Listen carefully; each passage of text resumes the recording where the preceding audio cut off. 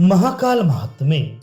श्री ब्रह्मा जी ने कहा, उज्जैनीपुरी में महाकाल शिव हैं, जो मनुष्य उनका दर्शन किया करते हैं वे परमोत्कृष्ट लोक की प्राप्ति किया करते हैं, जहां पर पहुंचकर फिर कुछ भी चिंता नहीं करनी पड़ती। महाकालेश्वर का जो लिंग है वह दिव्य लिंग कहा जाता है। उस लिंग के केवल स्मरण करने से ही मनुष्य शरीर के सहित ही शिव को प्राप्त हो गए हैं।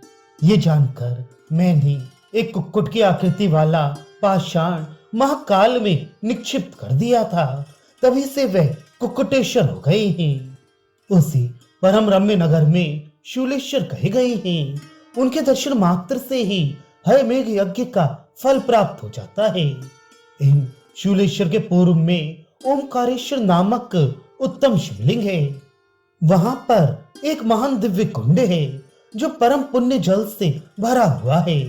वहां पर स्नान का समाचरण करता हुआ प्रेत आत्मा वाला समाहित होकर द्वितीय दिन में, तीसरे दिन में, 10वें दिन में, हे नारद, पक्ष में, मास में अथवा क्षण मास में या स्वप्न में शंकर को देखा करता है। वह फिर परम दिव्य ज्ञान की प्राप्ति किया करता है, जो कि ज्ञान देवगणों को भी अत्यंत दुर्लभ हुआ करता है।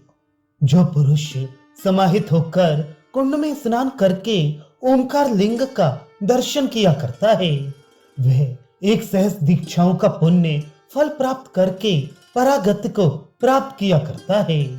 वहां पर ही अगस्त्य मुनि ने तप के द्वारा भगवान शिव की आराधना की थी और अगस्त्येश्वर के नाम से भगवान प्रादुर्भूत हुए थे। वे इसी नाम से ही फिर प्रसिद्ध हो गए थे। उनके दर्शन से मनुष्य ब्रह्म हत्या का व्यामोह कर दिया करता है। वहां पर ही मुनियों के द्वारा निषेवित शक्ति भेद नाम वाला तीर्थ है। वहां पर स्नान करके जो मनुष्य भद्रवट को देखता है वह सभी पापों से निर्मुक्त होकर स्कंद लोक में प्रतिष्ठा प्राप्त किया करता है।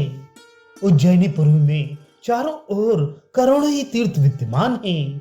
उनका संपूर्ण महात्म्य स्कंद भगवान ने स्वयं ही स्कंद पुराण में भाषित किया है। हे देव ऋषि, कुरुक्षेत्र में स्थाणु नाम वाले महेश्वर हैं। वहां पर मैंने तपश्चर्या करके ही वह उत्तम ब्रह्मत्व पद प्राप्त किया है। भालखिल्य आदि द्विजों ने वहां पर परासिद्धि प्राप्त की थी। वहां पर पूर्व में स्थाणु मंदिर में पुलह मश्क था। मृत होकर उसमें विविध भोगों का उपभोग करके और दिव्य मनोरथों को प्राप्त करके उसके अंत में वह स्थाणु मूर्ति के प्रभाव से मेरा पुत्र हुआ था। जहां पर सर्वदेवमय स्थाणु नाम वाले महेश्वर विद्वान हैं। मनुष्य एक बार भी उनका आराधन करके इष्ट बना लेता है तो वह शिव के पद को प्राप्त किया करता है। हे मुनि श्रेष्ठों, प्रयाग तीर्थराज इस नाम से विख्यात हुआ था। वहां पर गंगा और यमुना, इन दोनों परम पवित्र नदियों का लोकों में प्रसिद्ध संगम हुआ था।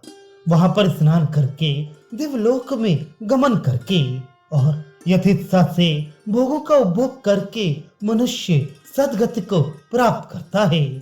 जहां पद पर और सभी पर अनुग्रह करने वाले महेश्वर विराजमान हैं।